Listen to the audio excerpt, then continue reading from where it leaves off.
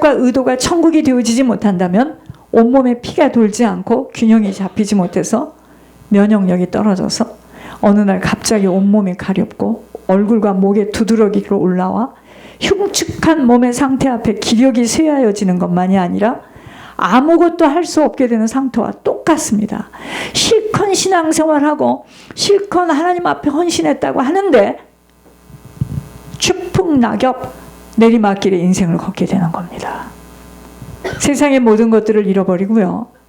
우리가 실패한 자로 서 있어도 신앙만큼은 성공한 열매로, 여러분, 우리가 회개하는 것은, 회개는 우리가 하나님께를 돌이키는 거죠. 자, 그 회개의 열매가 뭐겠습니까? 삶이에요. 삶으로 나타나야 됩니다. 내가 회개를 했다면 삶으로 나타나야 돼요. 회개는 입으로 하는 게 아니고요. 거듭난다는 것은 뭐죠? 내가 거듭난 자로 여러분, 우리가 그러죠. 내가 거듭났다라고 말하는 건 아닙니다. 남이 나를 볼 때 저 사람은 하나님이 함께하는 사람이야. 이게 이렇게 평가가 되지. 내가 나보고 난 거듭났어. 어떻게 거듭났는데? 자, 보여줘야 됩니다. 삶이 되어지지 않는 거듭남은 거듭남이 아니에요. 자, 그래서 우리가 신앙생활하는 이 의도와 목적과 방향이, 소망이 천국길이 되어지고 천국이 되어진다면 땅의 것 때문에 그렇게 연연해하고 길을 쓸 이유가 없어요. 육신의 시간 동안만 천국을 준비할 수 있는 시간이기 때문에 천국에 들어가지 못하는 모든 것은요, 다 패망입니다. 실패입니다. 그러므로 하나님을 똑바로 아는 지식이 없다면 실컷 교회 다니다가 많은 인생으로 맞춰집니다. 하나님은 분명히 아셔야 돼요. 공의와 사랑의 하나님이세요. 근데 우리는 지금까지 반쪽짜리 하나님을 알았다는 거죠. 그게 짝사랑이에요. 하나님은 사랑의 하나님이시래요. 물론이죠. 그렇지만 그분은 공의의 하나님이세요. 사랑과 공의가 같이 가고 있다는 것을 기억해야 돼요. 저희들은. 자, 하나님이 기다리시며 기다리시는 시간까지도 끊임없이 돌이키지 못하고 자기의 주장과 고집을 내세우게 된다면 심은 대로 공의의 법칙 속에서 거두게 된다는 것을 알아야 됩니다. 자, 오늘 에레미야, 저희들이 본문을 읽었죠. 히스기야의 아들 므낫세가 그 예루살렘을 너무 우상으로 더럽혔어요. 통치하는 기간 중에. 그래서 유다 백성들이 4가지의 운명에 처하게 됩니다. 첫째, 재앙으로 인한 죽음이에요. 두 번째는 뭐죠? 칼로 쳐서 죽임을 당하고, 기근으로 인하여서 죽임을 당하고, 포로로 잡혀가게 됩니다. 왜 이렇게 히스기야의 아들 므낫세가 통치하는 기간 중에 유다에 왜 이러한 어마어마한 심판이 왔을까요? 다른 거 아닙니다. 하나님과의 관계 속에서 유다가 돌아오지 못하고 계속 패역하기 때문입니다. 이제 알겠습니까? 자, 거기서 유다의 심각한 파멸의 본보기로서 유다 백성의 정치적인 중심지가 어디냐면 예루살렘이에요. 그래서 예루살렘의 파멸 현장을 보여줘요. 하나님은 예루살렘에게 심판을 당할 때 불쌍히 여기며 슬퍼할 자가 있는지를 묻고 있어요. 오늘 본문에서. 이런 상황 속에도 예루살렘은 끝까지 자기를 구원해 주실 분인 하나님을 거부합니다. 따라서 하나님에게는 미련과 동정이 없이 예루살렘을 파괴시키겠다고 맹세합니다. 마치요, 농부가 곡식을 까부르는 것과 같이 예루살렘을 까불려서 겨와 같은 악인들을 제거시킨다라는 것이에요. 여러분, 제가 자꾸만 육신적으로 묶이지 마라, 육신적으로 묶이지 마라, 이게 무슨 말이냐면요, 이 땅에 살아가는 동안 저희들이 친지로, 형제로, 남편으로, 부인으로, 자녀로 얽혀 있는 것이지만 그들이 돌아오지 않고 계속해서 패역한 자리에 있는 것 때문에 내가 손해를 보아서는 아니 된다라는 이야기예요. 못 깨달으면 계속 손해를 보는 거죠. 이제 그 심판의 참담한 효력이요, 온 이스라엘 백성들에게 미치기 시작하는데, 아들을 7명을 둔 어머니가 얼마나 노년의 기쁨을 누리겠습니까? 아들이 7이에요. 그렇지만 하나님의 심판 속에 아들들을 죽이는데 모든 희망이 물거품이 되고 말아요. 에레미야는요, 이처럼 처참한 현장을 적나라하게 지금 소개하고 있는 겁니다. 그 자랑스러웠던 예루살렘이 유다 백성의 희망의 상징이 된 것이 아니라 절망의 현장으로 전락하게 됨을 드러내고 있습니다. 내가 그렇게 자랑하던 내 아들, 내가 그렇게 자랑하던 내 남편, 내가 그렇게 자랑하던 내 딸이 나에게는 부끄러움의 증거로 서는 거예요. 왜? 그들이 하나님 앞에 죄악을 저지르니까. 이제 알겠습니까? 이제 알겠습니까? 하나님께 대한 불순종은요, 영광을 치욕으로, 종교를 멸시로 변경시킨다는 것을 보여주고 있습니다. 본문에는요, 이스라엘의 역사상 가장 위대한 두 사람의 중대자 모세와 사무엘을 소개하고 있습니다. 모세는요, 반역한 이스라엘을 위해서 하나님께 간절히 회개했죠. 이에 대해서 하나님은 그 요청을 수락했습니다. 사무엘도 이스라엘을 위해서 하나님께 호소하였으며 역시 동일한 응답을 받았습니다. 그러나 에레미야는 유다가 하나님과의 그 언약적인 관계 속에서 너무나 동떨어져 있었기 때문에 중재에 성공하지 못합니다. 아무리 에레미야가 하나님 앞에 기도를 해도 하나님 들어줄 수가 없는 거예요. 서로 모세와 사무엘이 다시 와서 중재를 한다 할지라도 하나님의 마음을 돌려놓을 수 없는 상황입니다. 우리들이요, 하나님을 바로 깨달아 알지 못하고 그저 사랑의 하나님이라고만 알고 죄에 대해서 민감하게 반응하지 못하여서 죄에서 돌이키지 못한다면, 여러분, 죄가 뭔지 아십니까? 하나님이 하신 말씀을 안 들어요. 주장을 하는 겁니다. 내 고집을 피우는 겁니다. 그게 죄입니다. 이제 알겠습니까? 하나님이 주의 종을 통해서 이야기할 때 지금 하나님이 말씀하시는 거거든요. 안 들어요. 그게 죄예요. 그 죄에서 돌이키지 못한다면 교회 다니면서 신앙생활을 한다고 하면서 자기의 추측과 착각을 버리지 못하여 자기는 들어갈 수 있다라고 장담한 천국에 들어가지 못하는 비극을 낳게 됩니다. 저도 중보 기도, 중보 회개하는 대상 중에 주님이 이제 그만 기도하라는 명령을 들은 적이 있어요. 무서웠습니다. 본인이 무릎을 꿇고 회개해도 받지 않겠다는 무서운 명령이었습니다. 우리 사람은요, 하나님의 그 깊고 놀라운 심령을 이해하기 어려워요. 아버지의 모략과 그 의도를 어떻게 피조물인 인간이 알아차리게 되겠습니까? 그러므로 시시로 주님께로 돌아가려면 내 마음의 가죽을 베어야 합니다. 여러분, 이 마음의 가죽이 있어요. 이게 무슨 말이에요? 마음이 우리가 살아온 인생대로 마음의 가죽이 두꺼웠겠죠. 그렇죠? 40몇 년을 산 사람하고 60몇 년을 산 사람하고 마음의 가죽이 여기가 더 두껍겠죠. 내 마음대로 생각하고 내 마음대로 결정하고 내 마음대로 행동했던 내 마음의 가죽이 아주 두껍게 지금 내 마음의 가죽, 이것이 벗겨져야 됩니다. 이걸 하나님께서는 우리 보고 가지를 쳐낸다는 거예요. 내 마음을, 결국은 연단이 뭔지 아십니까? 내 마음을 지금 하나님께서 잡고 흔드는 거예요. 여러분, 그런데 이 훈련을 못 받으면 막 자기 목소리를 냅니다. 여러분, 내 생각과 주장으로 살아오면서 배어있는 마음의 틀이 가죽처럼 굳어 있어요.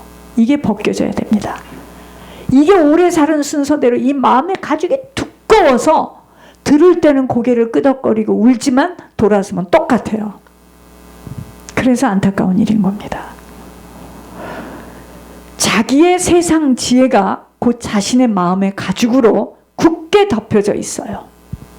그러나 주님은 진정한 지혜로운 자는 어떤 자라고 하시느냐면 자신의 지혜를 자랑하는 것이 아니라 하나님을 바로 아는 것을 자랑하는 것, 이게 진정한 지혜로운 자라고 했습니다. 하나님을 아는 것에는 뭐가 필요하죠? 명철이 필요합니다. 하나님을 아는 만큼 하나님은 사랑과 정의와 공의를 땅에 행하는 자라는 것을 알게 되어 함부로 살아갈 수 없어요. 무조건 주님이 십자가에서 모든 일을 마치셨으므로 이제 그 사랑으로 마음대로 살아갈 수 없다는 것은 왠 줄 아십니까? 공의의 하나님이라는 게 무슨 말씀인 줄 아십니까? 반드시 하나님은 심은 대로 뿌린 대로 거두셔요. 이게 공의의 하나님입니다. 심지 않은 것은 거두지 않아요. 반드시 심은 대로 뿌린 대로 거두시는 하나님, 오직 여호와만이 참 하나님이시며 지금도 살아계셔서 모든 것들을 다 지켜보고 계세요. 우리의 모든 앉고 서심 다 알아요. 그분이 나의 영원한 왕입니다. 그분만이 나를 통치할 수 있는 거예요. 주님이 진노하시면 땅이 진동하며 주님의 분노하심에 이방이 능히 당하지 못하는 것 알아서 천지를 지으신 하나님 바로 믿는 신뢰할 수 있는 자가 되어야 합니다. 왠지 아세요? 왜 여러분 걱정합니까? 여러분 왜 제가 이번에 이렇게 하다 죽나? 이런 생각이 오다가 아니지. 나의 인생의 길이 내가 인생길을 걷는 나에게 있지 않아요. 나를 지도하시는 여호와 하나님께서 붙들고 있기 때문에 난 죽지 않아. 힘은 좀 들지만 죽지 않아. 그러므로 하나님이 주시는 언약의 말씀을 조심해서 듣고 지켜 행하지 못하여 따르지 않는 자는 반드시 저주를 받게 되어 있다라고 말씀하고 계심에 주님의 목소리에 순종해야 합니다. 그리고 어떤 명령이라도 순종해서 행하게 될 때 주님에게는 자녀가 되는 것이고 그분은 우리의 하나님이 되는 거예요. 언약의 말을 따르지 않는 자는 저주를 받을 것이니라. 이 언약은 내가 너희 조상들을 쇠풀무 애굽 땅에서 이끌어내던 날에 그들에게 명령한 것으로 곧 내가 이르기를 너희는 내 목소리를 순종하고 주의종을 왜 세웠습니까? 너희는 내 목소리를 순종하고 나의 모든 명령을 따라 행하라. 그리하면 너희는 나의 백성이 되겠고 나는 너희 하나님이 되리라. 이게 언약이에요. 그래서 교회를 세운 겁니다. 오늘의 언약은요, 아버지가 우리들 각자에게 주신 사명을 잘 지켜 행할 수 있는 땅의 시간 동안의 기회를 부어주시는 나에게 말씀하신 것들입니다. 여러분 각자에게 말씀하신 것들이에요. 이것이 곧 십자가입니다. 그러므로 너희가 나를 따르려면 자기 십자가를 짊어지고 자기를 부인하지 못하면 아버지를 못 따라. 여러분, 사랑하는 내 아들을 총으로 죽인 그 자를 양자를 삼아가지고 신학을 해서 주의 종으로 보낸다. 여러분, 이게 지금 우리가 남의 이야기니까 듣기 쉽지. 그게 십자가입니다. 근데 우리는 뭐죠? 내 가족인데, 내 남편인데, 내 딸인데 그가 안 가고 천국을 그가 안 가면 어떡해. 그러니까 그걸 끝까지 붙잡고 늘어질 때 뭐죠? 십자가를 지지 않겠다고 혀를 내밀고 있는 거예요. 주님 악하다 그러는 겁니다. 어떠한 순간에도 순수하게 걸음걸음을 하루하루를 살아내는 거예요. 그것이 오늘 지금 나에게 주신 언약입니다. 여러분 뭐라 그랬죠? 천국에 들어가려면 뭐가 있어야 된다고요? 여권이 있어야 된다 그랬죠. 저희들이 한국에 갈 때도 뭐가 있어야 된다고요? 여권이 있어야 됩니다. 예은아, 지영아, 너희들 여권을 잘 봐. 날짜가 지금 익스파이어가 됐나 봐. 네, 지났어요. 빨리 그것을 갱신해야 된다. 여권이 있어야 한국을 들어가죠. 여권이 있어야 천국을 가죠. 그 여권이 뭡니까? 믿음이에요. 그래서 내가 온 것은 양으로 하여금 생명을 얻되 더 풍성하게 얻는 거예요. 생명이 믿음이에요. 믿음이 없으니까 죽는 거 아니야? 이렇게 아프면. 믿음이 없으니까 우리들이요. 그쵸? 아기가 태어났는데 하준이 예준이가 엄청 이쁘게 컸어.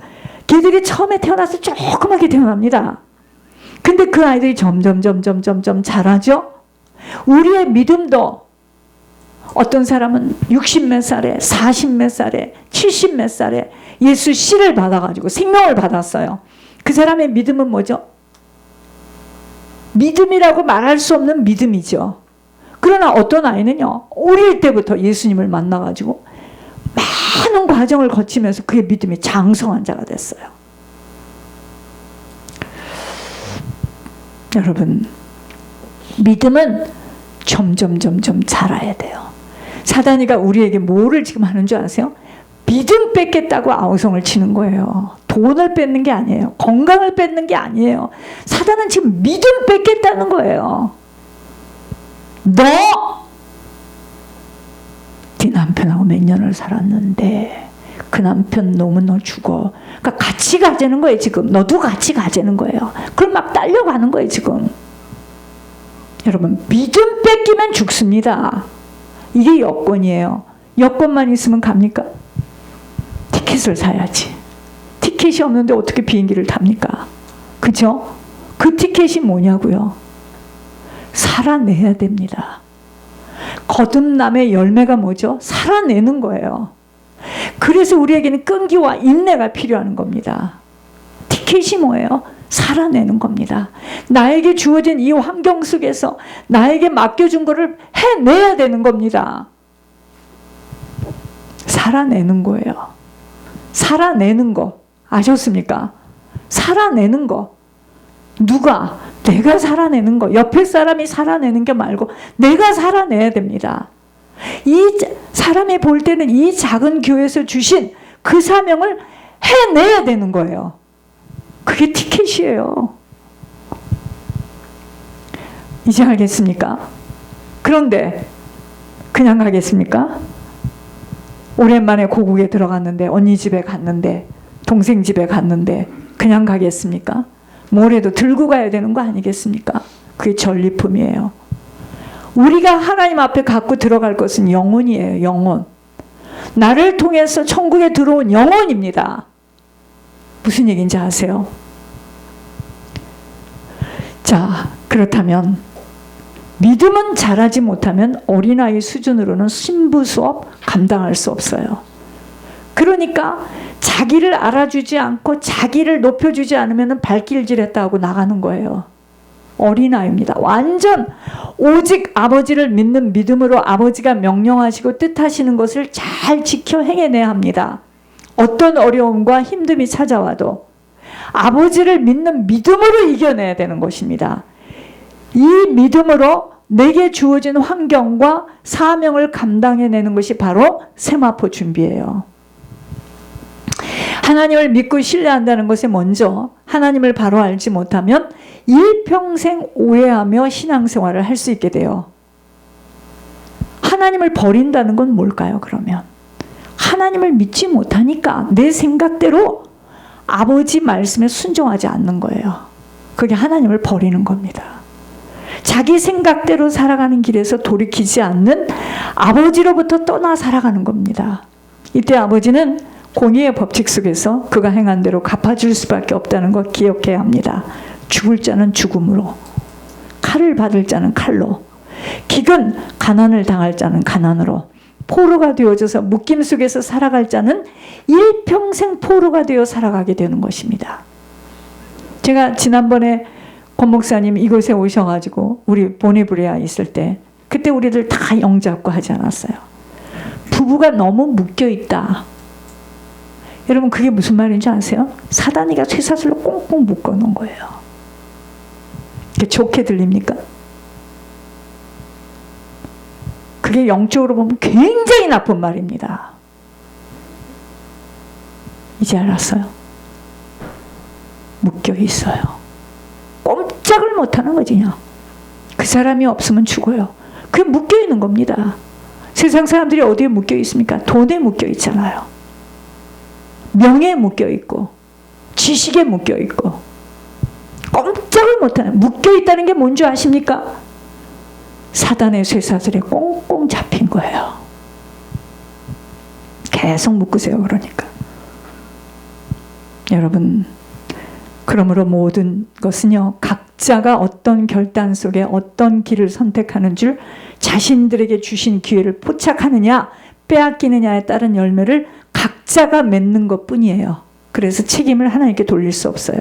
하나님은요, 끊임없이 모략 속에 다루기도 하시고 보응을 치르도록 하시는 것들이 있다는 걸 기억해야 합니다. 우리들이요, 죄를 회개해요. 그래서 내가 돌이켜요. 그럼 내가 아버지와의 관계가 다시 새롭게 정비가 되어서 아버지와 관계가 되어지지만, 내가 뿌린 것들에 대해서는요, 비껴갈 수 없다는 공의의 법칙을 잊지 않아야 하나님을 오해하지 않게 됩니다. 그러므로 조심조심 걸어가야 합니다. 주님이 제자들을 산으로 불러서 살아가야 할 교훈을 가르치십니다. 한글 한글마다 결국은 바르게 심고 뿌리지 못하면 그 열매를 거두게 되어 있기에 이제는 멋대로 살아온 걸음을 제대로 걸어가도록 알려주시지만, 그 하나님이 제자들을 불러가지고 주님이 가르쳤던 그 말씀을 들은 각 사람들이요, 그 말씀을 듣고 행해 나가는 것만큼 살아가는 내용은 다 달라요. 똑같습니다. 이곳에서 말씀을 수년을 지금 들었습니다. 10년이에요. 그렇지만 그 말씀을 어떻게 듣고 어떻게 행해 나가는 것만큼 살아가는 내용은 다 달라요. 어떤 자는 도망가고, 어떤 자는 비난하고, 어떤 자는 미끄러지고, 다 이렇게 각기 자기 길로 갔어요. 똑같이 말씀을 선포했는데, 자, 뭐라 그랬죠? 심령이 가난한 자는 복이 있대요. 그러한 자들이 천국이 그들의 것이래요. 마음이 늘 세상 것에 취해 있게 되면, 이게 무슨 말이죠? 마음이 늘 묶인 것에 내가 취해 있게 되면 욕심이 차고 넘쳐서 내 뜻대로 안 되어지는 것 때문에 내 자신을 비울 수가 없는 거예요. 꼭 돼야 되는데, 꼭 가야 되는데, 꼭 가야지. 이 사람은 지금 심령이 가난하지 않아요.